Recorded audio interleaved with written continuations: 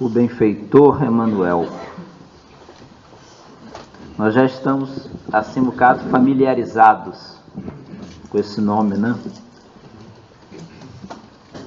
Então nós vamos recordar aqui quem nos veio falar de Emmanuel, né? Para nós que já vamos frequentando a casa espírita, lendo obras espíritas, ouvirmos falar desse espírito de Emmanuel é algo que já faz parte do nosso dia a dia, né? Mas talvez hajam aqui algumas informações que podem ser assim alguma novidade para uns e outros. Em termos muito simples, Emmanuel é o guia espiritual do médium Francisco Cândido Xavier, né? Eu digo assim, é o guia, eu não disse que era, né? Eu acho que o Chico também dificilmente deve se ver sem o Emmanuel na sua vida. Então vamos pedir primeiro que seja o Chico, né, a nos falar a descrição de Emmanuel por Chico Xavier, tá?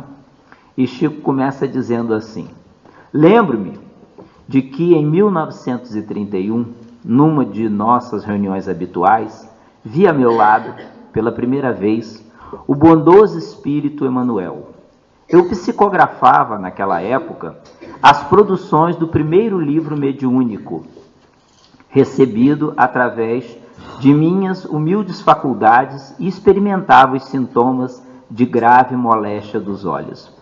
Uma das particularidades do Chico era que, enquanto os espíritos utilizavam o seu braço para poder escrever, ele muitas das vezes ficava ao lado, como se assistisse a alguém utilizar o seu próprio corpo, fosse para falar, fosse para escrever.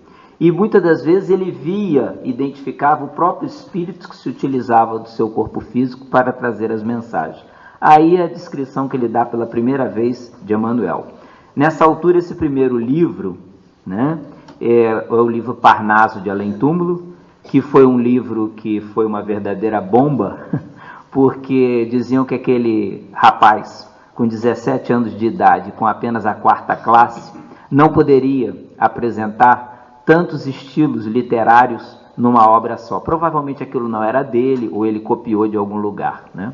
E ele negava sempre que fosse de autoria pessoal, dizendo que a autoria era dos espíritos. É aqui quando ele descreve e observa pela primeira vez Emmanuel ao seu lado.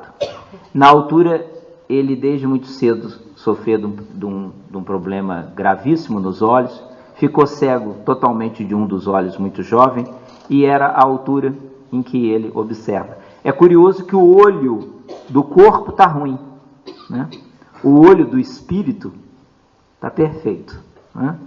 Então, descreve Chico: via-lhe os traços fisionômicos de homem idoso, sentindo minha alma envolvida na suavidade de sua presença.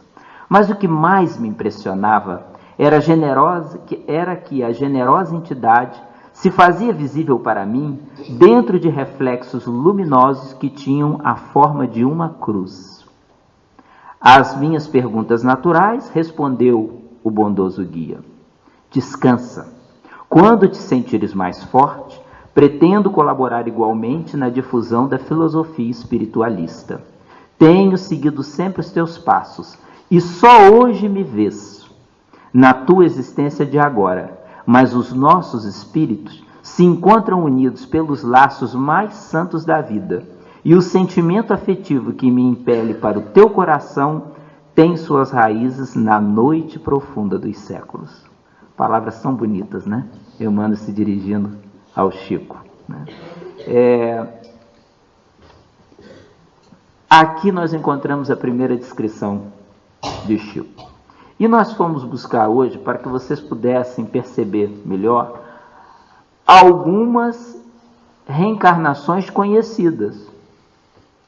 Eu não estou dizendo todas, eu estou dizendo algumas, tá? Em diversas obras de Chico nós vamos encontrar isso. Então, Emmanuel, até onde se sabe, né?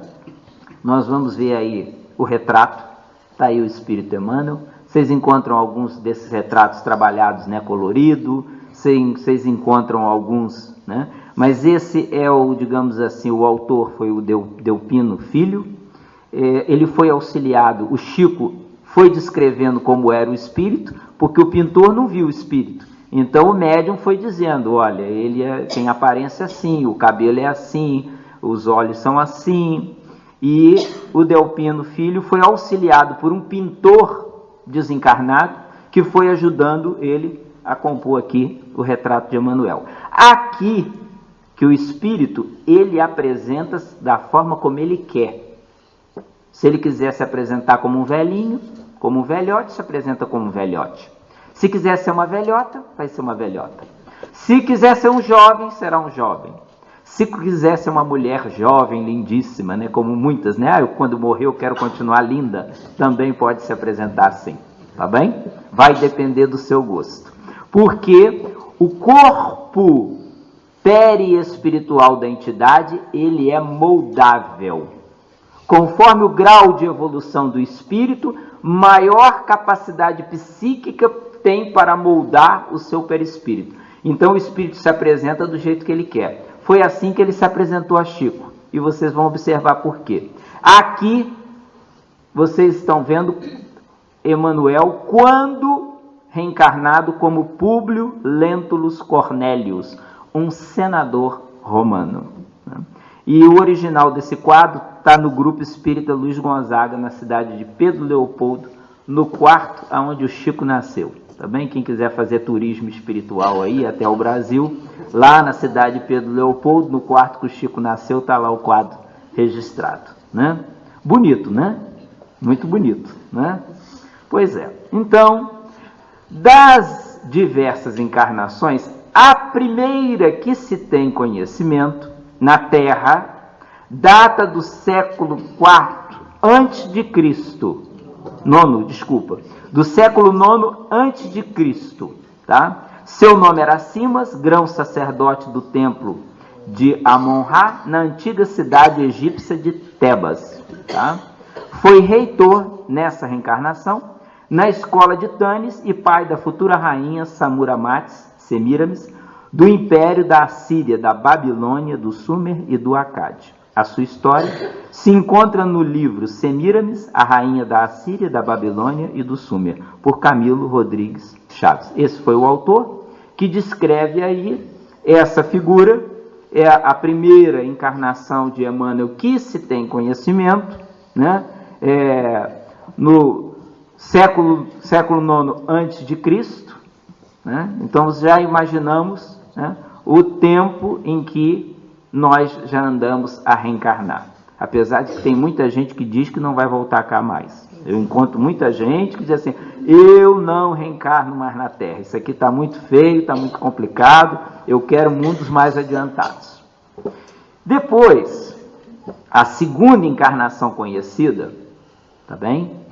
De Emmanuel, ele foi um cônsul romano chamado Públio Lentulus Cornélius Sura, contemporâneo de Júlio César. Os professores aí de história, eu sei que tem muitos professores aqui, né?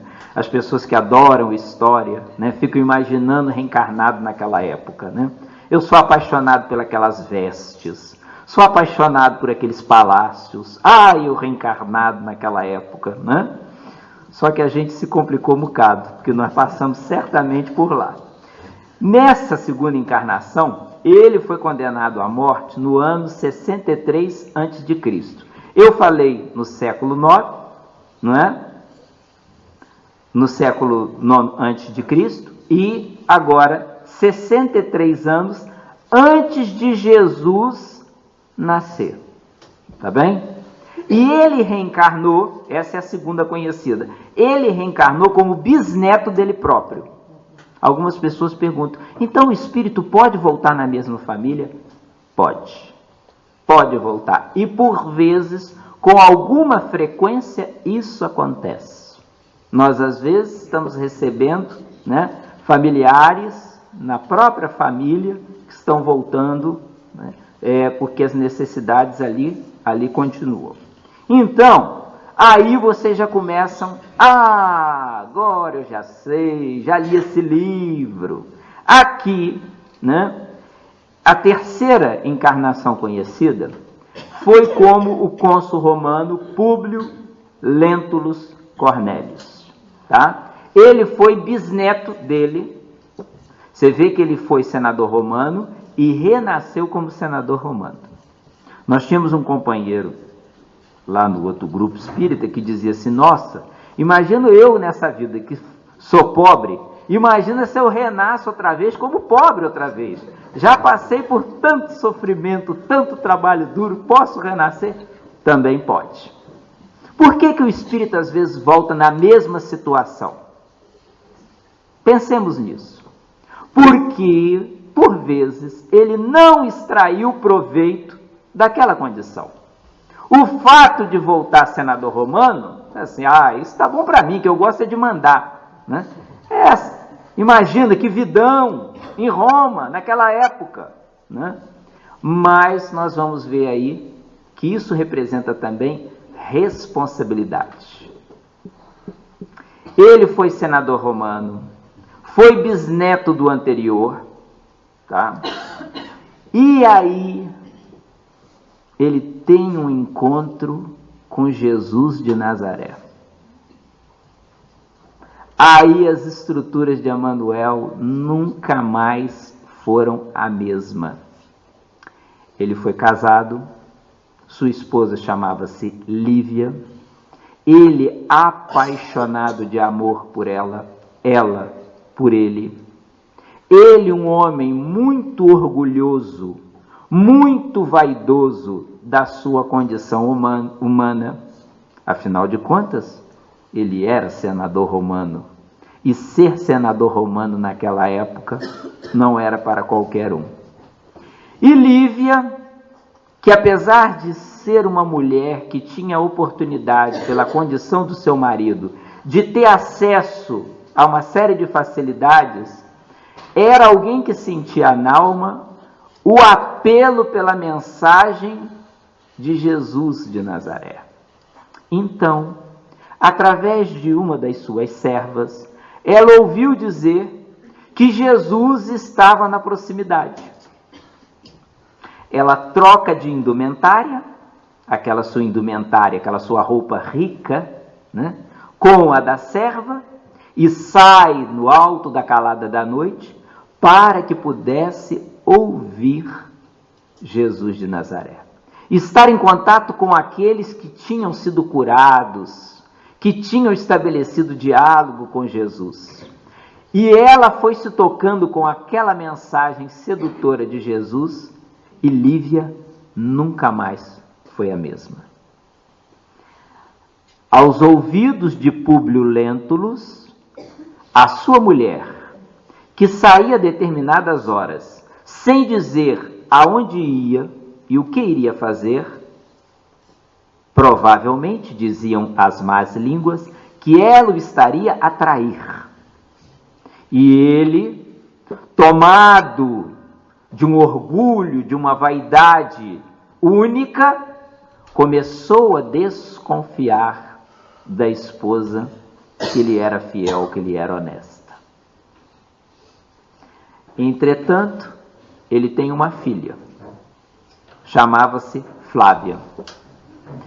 E a menina havia sido desenganada pelos médicos da época. Não havia qualquer possibilidade de cura. Naquele ímpeto, ouvindo falar de Jesus de Nazaré, que curava cegos, leprosos, paralíticos, Emmanuel, numa determinada noite, na condição do senador Públio Lentulus Cornélius, vai se encontrar, sem ser visto pela multidão, porque o orgulho era demais, ele não poderia ser visto com aquele carpinteiro comum. Ele vai pedir que Jesus pudesse intervir em prol da saúde da sua filha. E Jesus lhe avisa: volta ao lar, sua filha está curada. Ele retorna ao lar, Flávia é salva, e vocês vão poder acompanhar o restante da história nesta obra intitulada Há 2000 anos. Quem aqui já leu, sabe que geralmente tem que ter um lencinho no bolso, porque de vez em quando as lágrimas vão nos descendo. Emmanuel aqui nos descreve Jesus, porque ele contactou com Jesus frente a frente, olho nos olhos. E todos nós sabemos a história de Jesus. Nos dias depois. É nesse contexto que, naquela ânsia de Lívia acompanhar Jesus, ela acaba sendo surpreendida, foi aprisionada, é levada até as feras e vem a desencarnar no circo romano. Ele, desesperado de dor, o senador, tinha agora a filha curada, mas já não tinha a esposa que tanto amava. O tempo passa, Jesus é aprisionado, é julgado, o povo grita e escolhe Barrabás, Jesus de Nazaré crucificado, e passado alguns anos, Emmanuel aí, ele vai desencarnar na cidade de Pompeia, no ano de 79 depois de Cristo. Considerando que Jesus desencarnou aos 33 anos, ele ainda viveu bastante tempo convivendo com aquela realidade. Ele fica cego nessa reencarnação, porém, já no final da vida, diz Humberto de Campos que a alma tem duas enfermeiras, uma é a doença, a outra é a velhice, e nessa altura ele tinha as duas enfermeiras da alma, a doença e a velhice, e ele já estava voltado para os princípios cristãos. Em há 2000 anos vocês encontram essa história muito mais enriquecida e embelezada do que aqui numa sumária descrição que estou apresentando. Essa é a encarnação de Emmanuel que a generalidade dos espíritas conhece. E aí, o que acontece com ele? Ele volta numa nova encarnação, como nós voltamos, né? Nós hoje estamos aqui em seguimento de outras, e teremos outras. Então, a quarta encarnação conhecida, ele volta.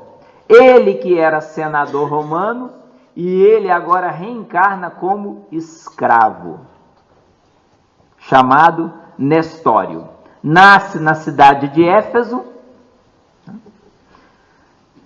Vejamos bem aí as coincidências, né? Vocês lembram mais ou menos quem foi que viveu na cidade de Éfeso? Maria, mãe de Jesus. O final da vida de Maria, mãe de Jesus, é na cidade de Éfeso, com a companhia de João Evangelista.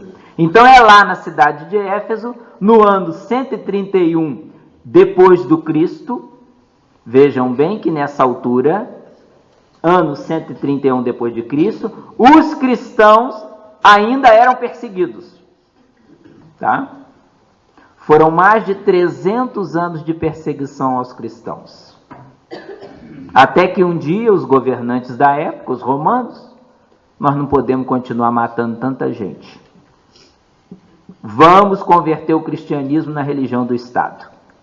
E aí em Constantinopla fizeram um concílio, fizeram uma reunião e a partir dali começou a padecer e a sofrer quem não era cristão. Então, Nestório renasce de uma origem judaica e é escravizado assim como seu filho. Olha o sofrimento. Na outra vida ele teve uma filha doente, desenganada, curada por Jesus, que foi Flávia. Ele agora é escravizado e o filho também é escravizado e separado dele. Então, nessa reencarnação como Nestório, ele converte-se ao cristianismo. Aonde que vocês vão encontrar a história de Nestório? 50 anos depois. Primeiro há 2000 anos. Quem já leu há 2000 anos, vai ler depois 50 anos depois. Essa, a quarta encarnação conhecida de Emmanuel. A quinta encarnação conhecida. E alguns espíritas não sabiam disso. Ele volta como Basílio, tá? Basílio também era escravo. Ah, meu Deus! O homem foi senador romano lá para trás, reencarnou como senador romano. Como se não bastasse, volta como escravo. Como se uma vida não fosse suficiente, ele reencarna como escravo. Aí ele reencarna como Basílio, filho de escravos gregos, e nessa reencarnação ele perde a esposa e a filha. Casou-se. Vocês vão perguntar, foi com Lívia? Os espíritos não aprofundam muito isso. Tinha uma companhia, uma esposa, amava muito, casou-se, teve uma filhinha, desencarnou a esposa, desencarnou a filhinha, e ele vem a adotar uma criança.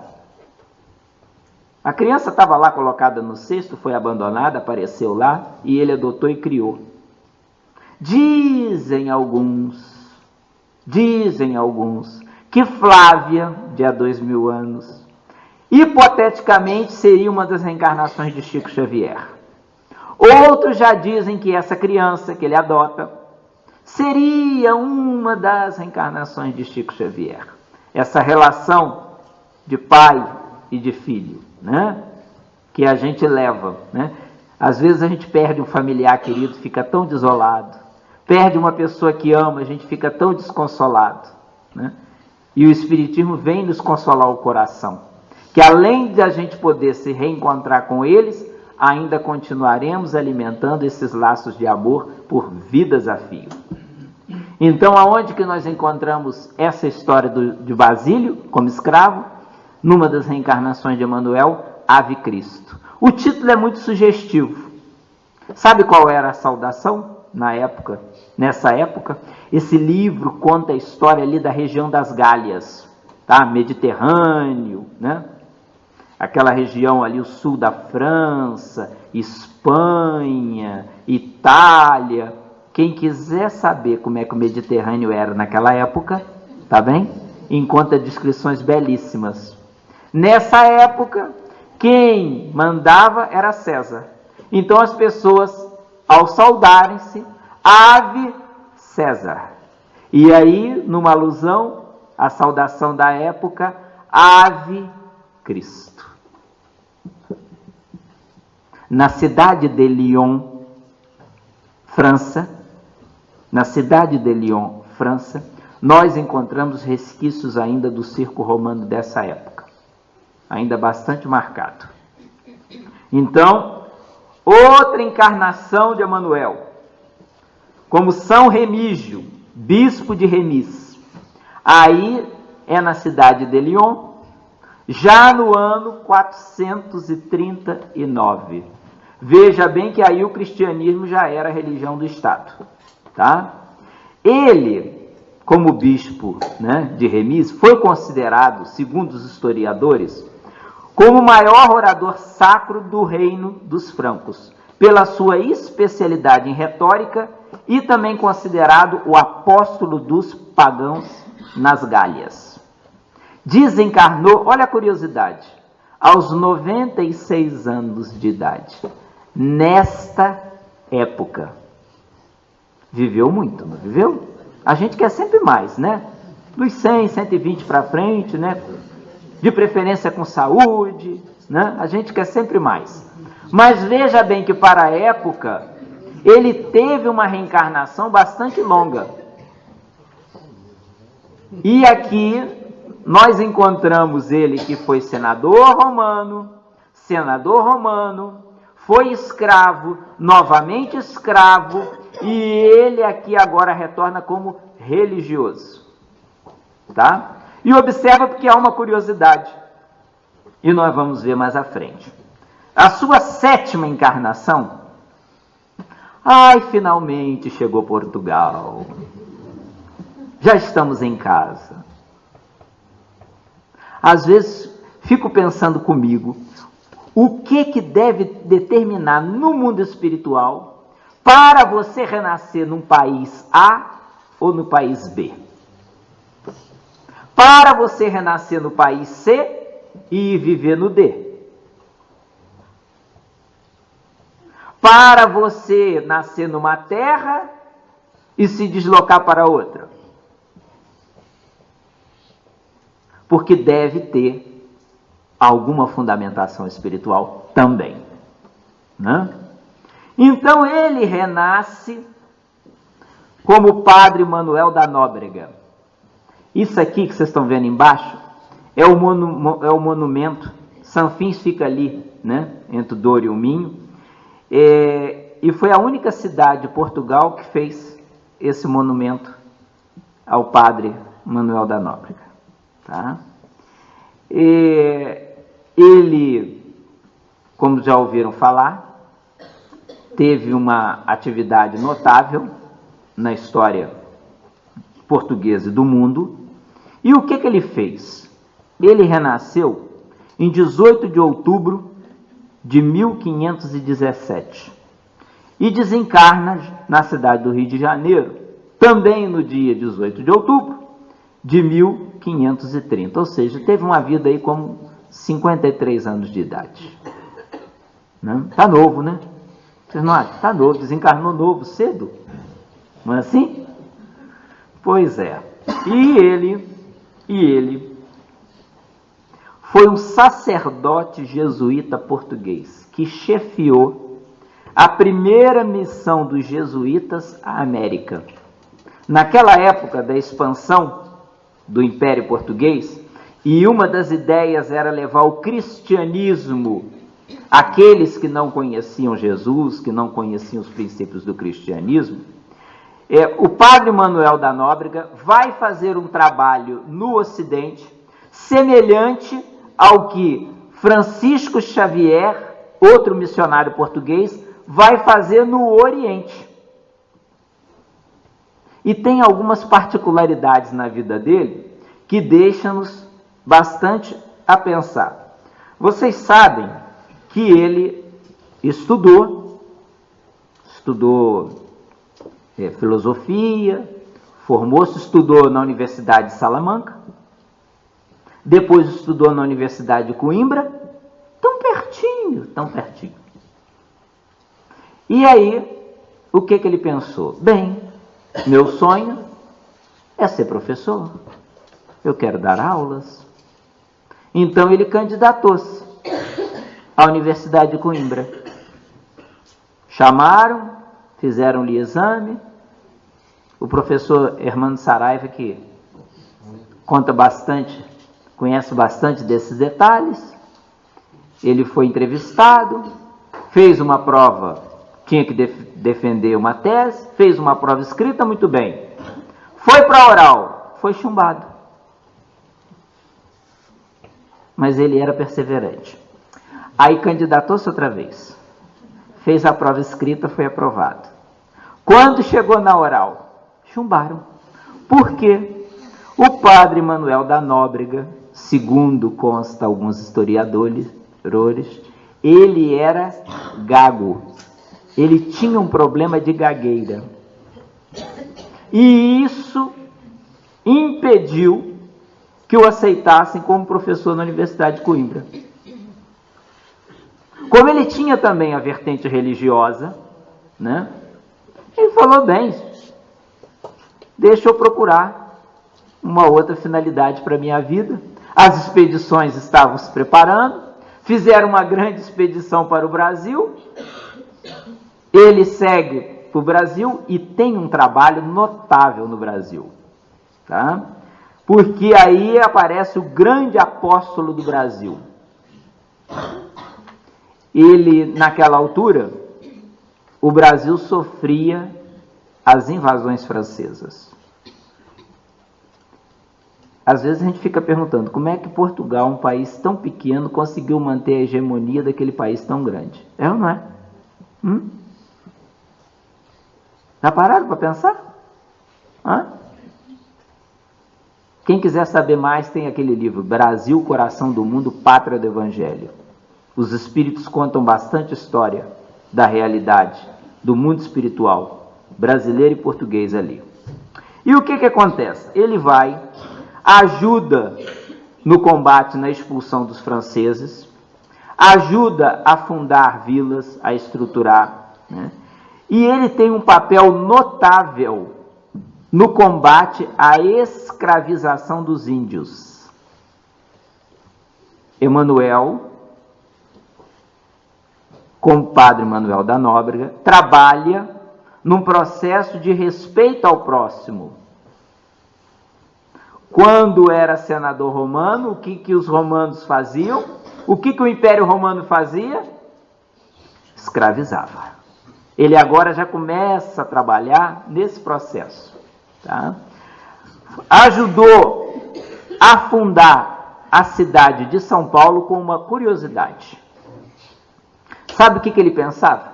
E orientava os políticos da época? Ele dizia: nós não podemos apenas viver no litoral. Nós temos que ir para o interior do país.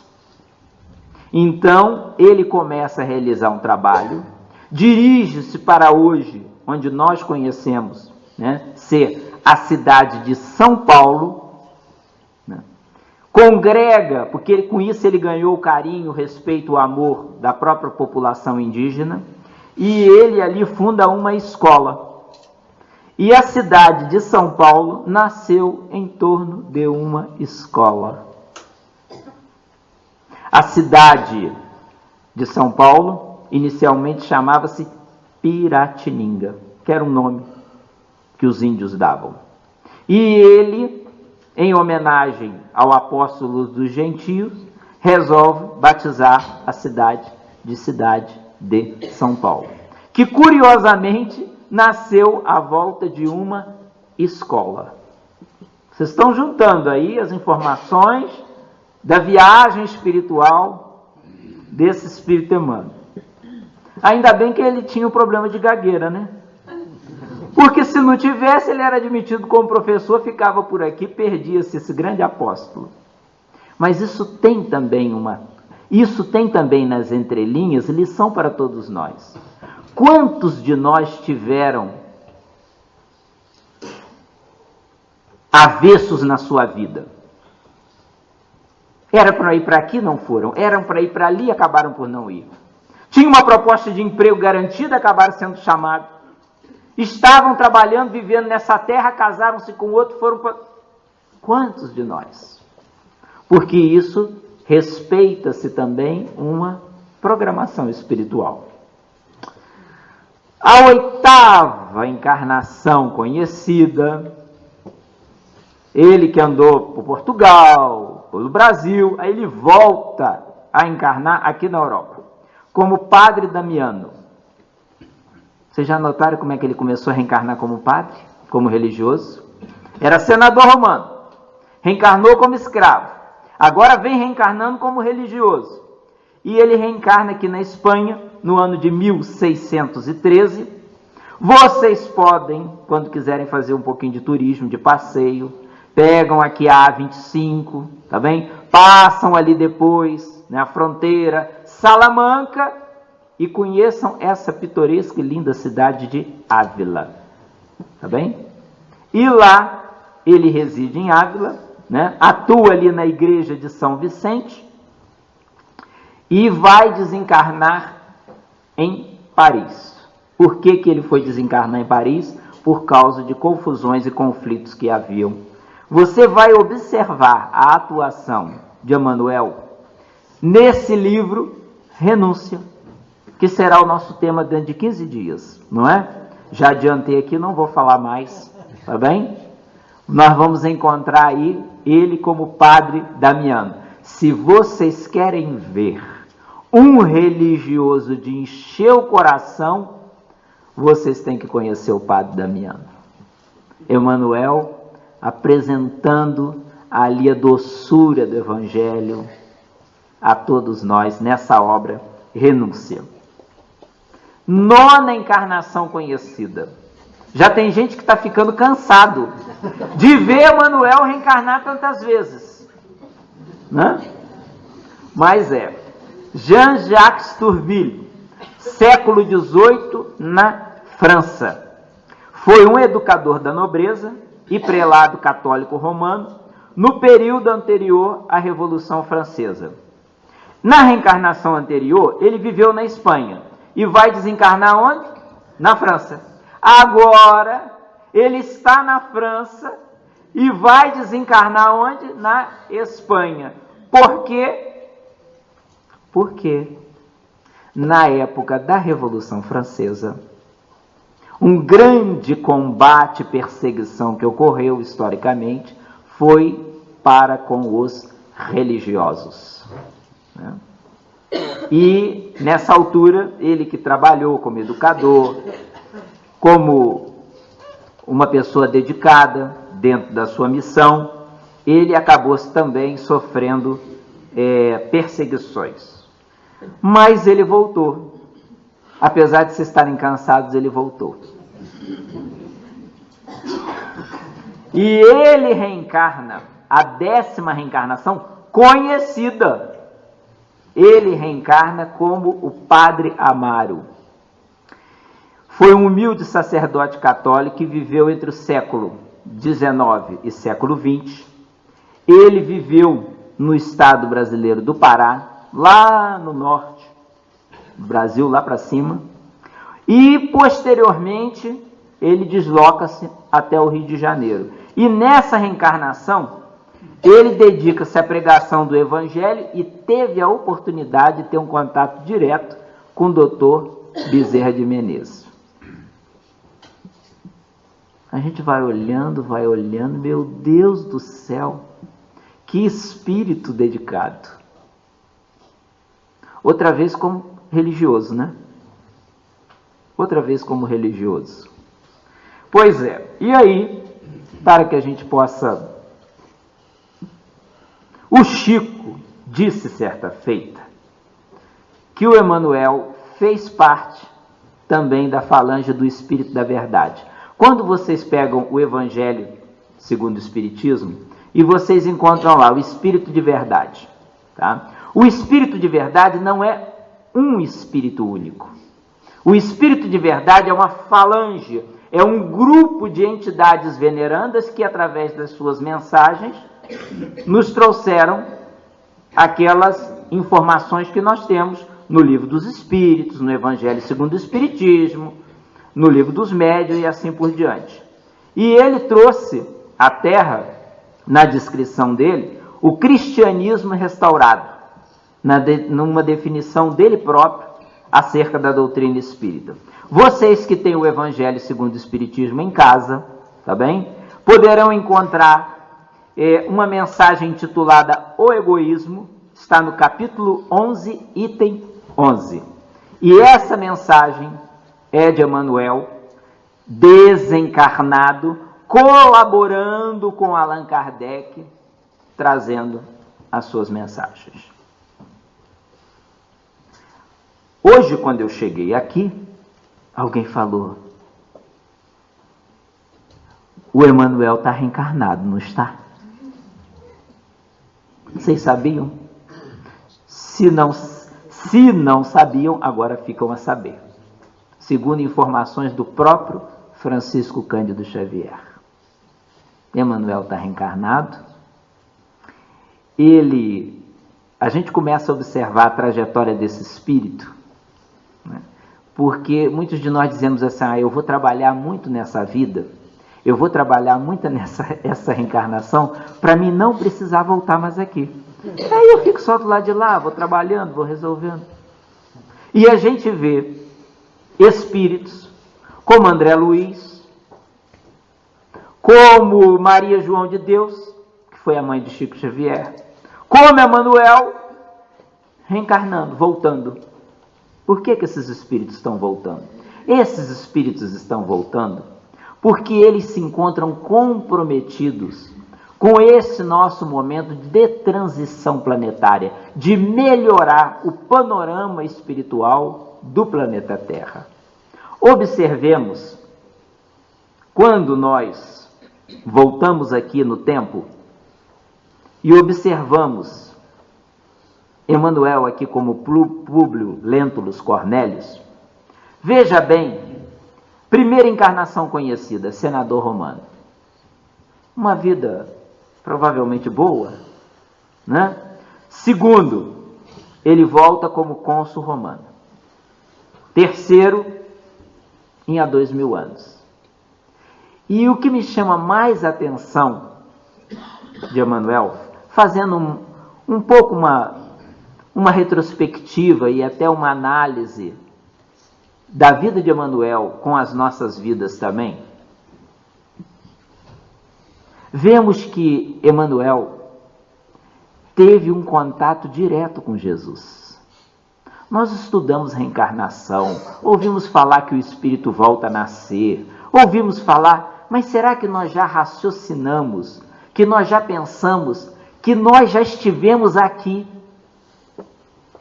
outras vezes, contactando com espíritos de uma certa envergadura?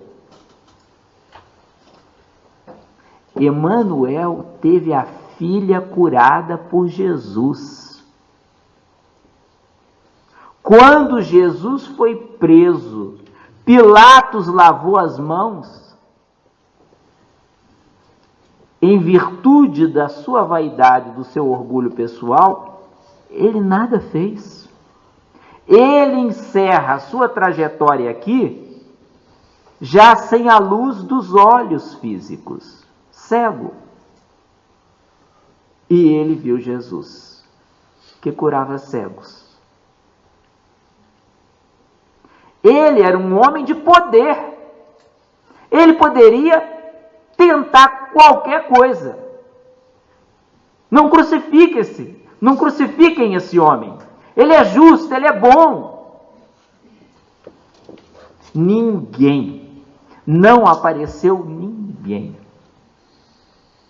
E a oportunidade que Emmanuel perdeu, provavelmente nessas outras reencarnações que ele foi tendo, ele foi tentando buscar encontrar Jesus dentro do seu próprio coração. Observemos que ele volta, agora ele que era orgulhoso, vaidoso, defendia Roma, ele agora é prisioneiro nas mãos de Roma. Olha a reencarnação. Por isso que muita gente não aceita a reencarnação. Muita gente torce o nariz, sacode a cabeça. Não! E voltar aqui nem pensar. Eu prefiro pagar os meus pecados todos e quero ficar na vida eterna no céu. Voltar aqui não. Olha como a reencarnação mexe conosco. Era senador romano. Escravo. Como se não bastasse uma reencarnação, escravo Basílio, escravo outra vez. Perdeu a mulher, perdeu o filho, perdeu os seus amores mais diretos. Aí, observemos, ele começa a reencarnar como religioso, um homem de Deus, buscando o entendimento das coisas espirituais, tentando perceber melhor o que era a vida, o que ele estava fazendo aqui. Observe a curiosidade. Aqui, como São Remígio, ele foi considerado o maior orador sacro do reino dos francos. Observaram isso?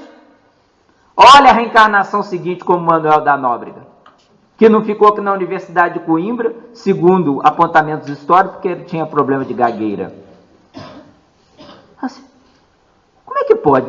Num momento o espírito tem a luz do brilho da colocação na sua garganta. No outro ele volta com problema de comunicação.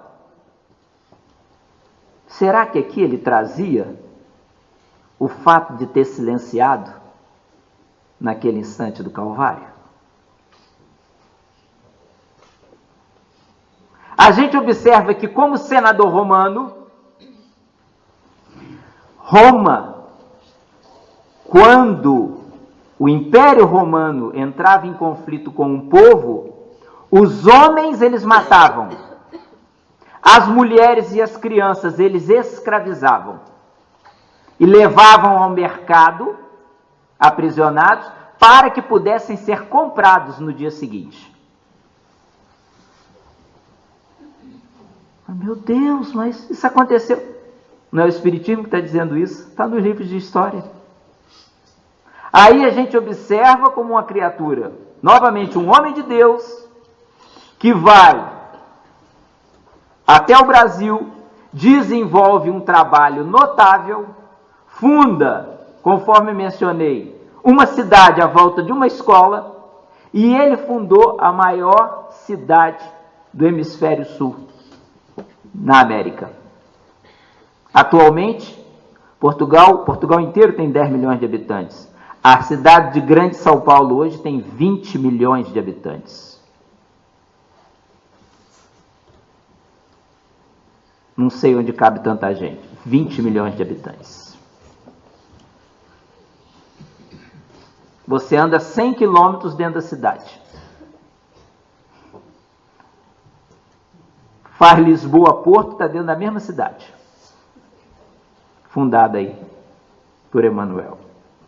E aí ele começa, volta a reencarnar como sacerdote, volta a reencarnar como sacerdote, volta a reencarnar como sacerdote, e ele tem, antes dessa última décima reencarnação, como Padre Amário no norte do Brasil, ele ainda tem a oportunidade de colaborar na falange do Espírito da Verdade. E diz assim, mas com tanta evolução espiritual, Emmanuel voltou à Terra? Voltou. Consta-se que ele hoje reencarnou, virá com a missão de ser educador, será professor e deve estar contando hoje com 15, 16 anos de idade, aproximadamente. Segundo Chico, reencarnou no estado de São Paulo. E que ele seria reconhecido. Isso deixa-nos assim, né? Às vezes a gente acha que a gente faz tanto, que a gente dá tanto passe, que a gente prega tanto, que a gente faz... E a gente vê o trabalho do Espírito, Emmanuel, e observa que ele encontrou-se com Jesus. Eu às vezes fico pensando, se calhar tem aqui aqueles que são admiradores, fiéis da Rainha Santa. Certamente aqui se encontra. Já parou para pensar se você esteve reencarnado junto dela? Porque haviam aqueles nobres que ficavam até incomodados com as suas ações de distribuir pão, de ajudar os miseráveis. Mas haviam aqueles leprosos que estendiam a mão para poder comer qualquer coisa.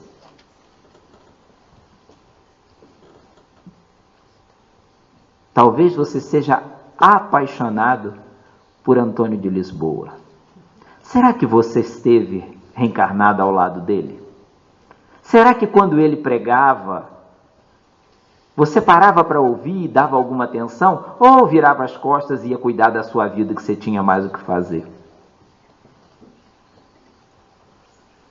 Todos nós perdemos oportunidades felizes por escolhas nossas, mais por desconhecimento, mais por ignorância, do que por maldade.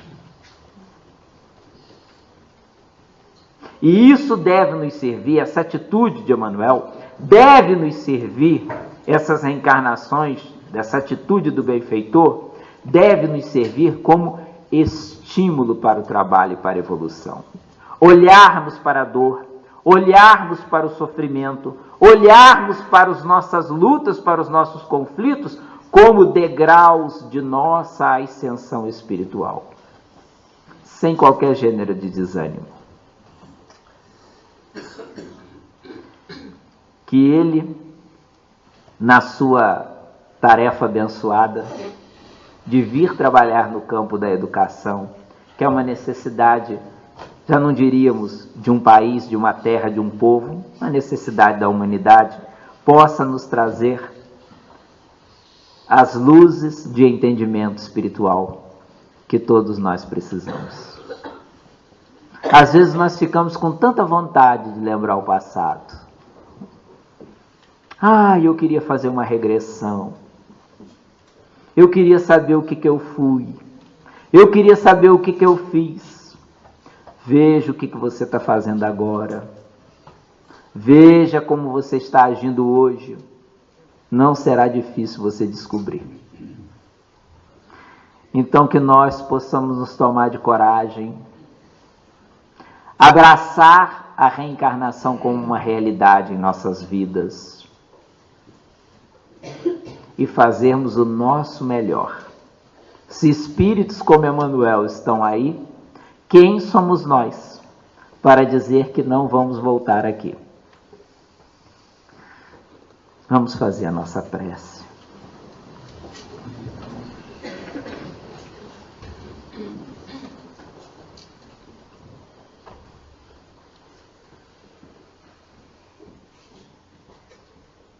Envolvidos nessa psicosfera de paz e renovação, Senhor Jesus, na bênção desta noite, em que profundas reflexões nos lançam de volta aos séculos passados, em que, observando e analisando a trajetória de Emmanuel, naturalmente questionamos as nossas. Por onde andamos? O que fizemos ou deixamos de fazer? Quais os compromissos que abraçamos ou dos quais nos desligamos? Ó Senhor Jesus, certamente não foi apenas Ele que, contactando diretamente consigo, optou por silenciar, por nada fazer, por não intervir quando poderia, alegando, fosse o que fosse, em prol da sua vida justa e casta. Ó Senhor Jesus, diante da realidade da reencarnação, das vidas sucessivas, da palingenesia, das múltiplas experiências, sabemos, Senhor, que somos os mesmos espíritos, as mesmas almas, tomando corpos novos para experiências novas, no sentido de construirmos a tarefa que abdicamos ontem. Doce amigo Jesus, permita-nos compreender, à luz da reencarnação, os nossos compromissos de ontem, as oportunidades que deixamos em nossa retaguarda, e agora buscamos, Senhor, acertar mais e errar menos. Ó Senhor Jesus, diante de Emmanuel que volta, buscando, Senhor, semear mais uma vez a paz em tantos corações, deixa-nos por Ele orar, pedindo de forma que Ele consiga conquistar os louros, os méritos de que ainda carece, diante de tanto trabalho já estendido aos nossos corações. Permita que as nossas orações sejam de louvor, de gratidão, para que onde quer que Ele esteja, receba as nossas vibrações de reconhecimento, de estímulo nobre, de coragem, Senhor. Quanto a nós, os viajores das experiências reencarnatórias, lança, Senhor, a luz do entendimento para que compreendamos os nossos passos, por vezes vacilantes e inseguros, mas deixa-nos procurar fazer o melhor que possamos, que esteja ao nosso alcance, desde já, na reencarnação de agora. Nós rogamos pelos nossos anjos de guarda, espíritos veneráveis que nos sustentam em nossa caminhada evolutiva. Jamais nos permitam a vertigem da revolta, da inconformação, do orgulho ou do egoísmo, permitindo-nos fazer o melhor, o máximo dentro das nossas forças, na presente experiência. Guarda-nos, Senhor, nas tuas vibrações de misericórdia, nesta noite sempre. Fica conosco, doce amigo Jesus.